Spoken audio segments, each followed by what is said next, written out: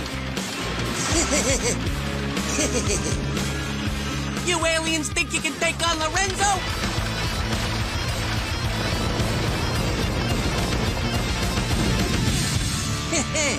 Forget about it!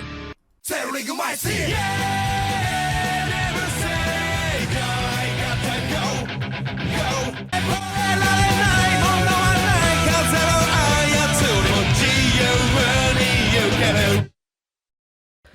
Hello everybody, and welcome to another episode of good old-fashioned Yu-Gi-Oh! GX Dynasty Duels Season 2. Today we have an interesting character to talk about because it's a one-off character from the Society of Light arc. His name is Lorenzo.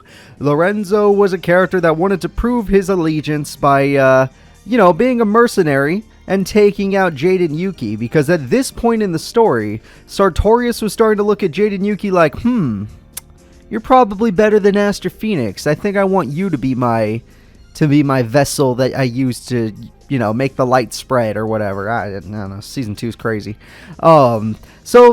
Chaz Princeton and Alexis Rhodes are like, come on, Lorenzo, you could take out Jaden. Go do it. And Lorenzo uses a very interesting deck to do so. Lorenzo uses a B.E.S deck. That's right. A B.E.S deck is what he does. This used to be called Big Core. It is called Big Core. Never mind. Whatever. It's a Big Core deck, basically. It's all these weird space battle cards. I mean, they're pretty cool. And his deck is going to be completely based around these space battle cards. So let's take a look at it. We have B.E.S Covered Core, Big Core. We have Tetran. We have Crystal Core. We have Armored Core. We have Moai Interceptor Cannons. We have the Heavy Mech Support Platform. We got Graceful Charity, basic stuff. His Shield Recovery, which is pretty freaking busted for his card, because it gives a B.E.S monster 3 counters. So, pretty good. He's got MSTs, he's got Boss Rush, a very important card for his deck. He's got Cyber Summon Blaster, which is good with Boss Rush. He's got Magic Jammer, he's got Riryoku Field, which is very nice. And finally, he's got 7 Tools of the Bandit. Lorenzo is not the most complicated character to figure out. He just uses a B.E.S deck. He has some monsters that don't require Tribute or anything.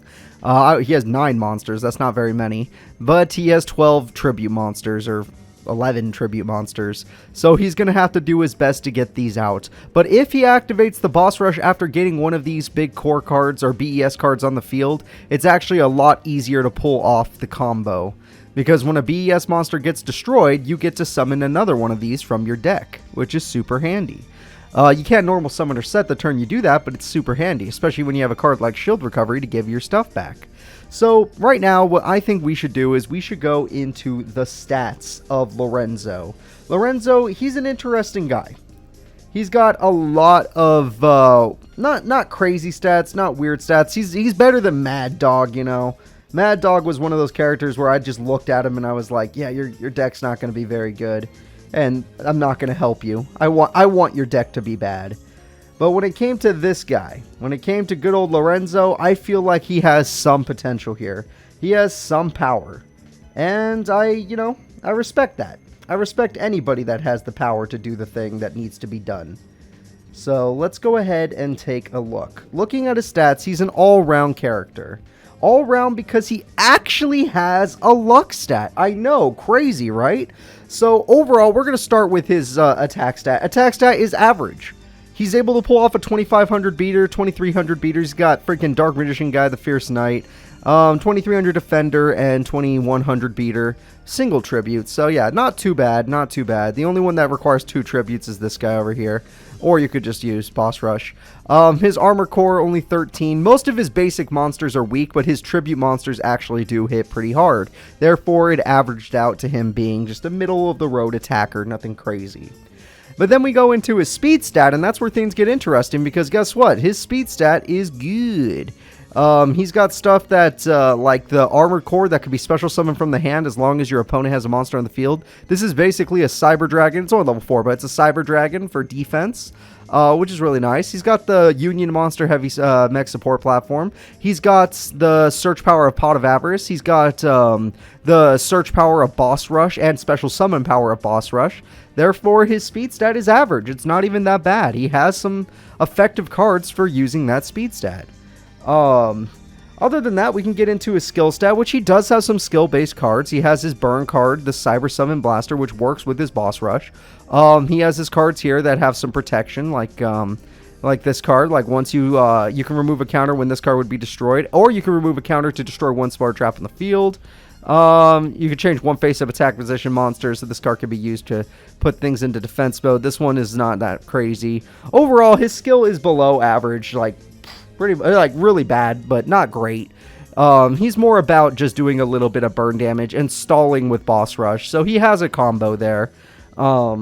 Moving on to his defense stat, it's actually average as well. He, like most of his bosses, don't have good defense except like Tetran. Tetran actually does have really good defense, easy to summon, only 1 tribute. His Armor Core has triple 2,000 defense. He's got triple 2,000 defense on Moai Interceptor cannons to make up for his low defensive boss monsters. And these cards just kind of suck too. But overall, because he has so many big 2,000 defenders and a 2,300 defender right here, it's like, you know what? Overall, he averages out. He started low, but he averages out. So I got to give him credit for that. Moving on to his luck stat, which is something he actually has. The cord cards, like B.E.S cover cord, you put 2 counters on this card, and it cannot be destroyed by battle. If this card attacks or is attacked at the end of the damage step, toss a coin and call it. If you call it wrong, you have to remove a counter. If you call it right, you don't have to lose a counter. At the end of the damage step, if it has no counters, it dies. But guess what? That means that this card, as long as you're lucky, could stay on the field indefinitely, and even if your opponent attacks you, as long as you flip it right, you don't lose any counters and you don't have any chance of dying. This card could become an invincible card, which makes it a stall card, but also makes it a luck-based card. Most of these other cards, you don't really have too much luck involved, but luck is heavily skewed in this game. And I do mean heavily skewed, because there just aren't that many luck-based people. So even just having an invincible monster possibility from a luck-based card gives him a decent average luck stat, because other characters don't even have any luck stats. So having luck-based cards give you just that big points. Overall, though, his luck is not what's going to win him the duel. That could win him the duel, actually. I shouldn't say that. That's why he's average. But he has one big issue. This deck does break. I've tested this deck many times. I've had hands where I've only had these cards in my hand and I've been screwed. When I get Armor Core, it's actually not too bad. Armor Core helps a lot. Boss Rush can be helpful, but until you get a B.E.S monster on the field, Boss Rush is just a brick. The Cyber Summon Blaster is nice, but there are times where I just never get a special summon off, so it's not useful.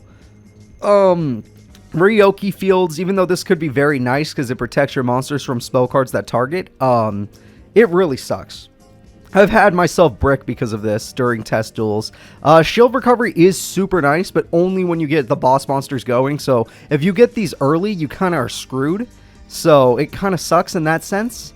Overall, this deck is really bricky, and it has come in, it's come into play, and it's been a problem. Honestly, Lorenzo's one of those characters that was kind of a jokey one-off, and overall, I don't think he has a great potential for winning this tournament. His deck has some potential due to his monster's ability to stay on the field because of the counter system, the spell counter system, but overall, I think this deck's potential is going to have to be very low. I think this deck can win duels. I don't think it can win the tournament. Therefore, I say Lorenzo's deck is going to have a 2-star potential. His stats are kind of nice averaged out. He's only not that great at skill, not that great when it comes to bricking. The rest of his stats are average, so you gotta respect him for that. But overall, I gotta say, he's just not for me. He's not going to be doing too good. And honestly, I didn't like testing this deck as I did brick a little too often. So that's going to be it for our buddy Lorenzo. I hope you enjoyed this one-off episode for one of the one-off characters in the Yu-Gi-Oh! GX Season 2 show. Society of Light couldn't keep him because Jade and Yuki had to save him, but overall, Lorenzo's an interesting guy. I know there are people out there that do like the B.E.S cards, so if you like B.E.S, then there you go. There's a character that actually uses them, and now you can enjoy yourself. Overall, that's going to be it. Please remember to like and subscribe, and I'll see you next time. Bye-bye.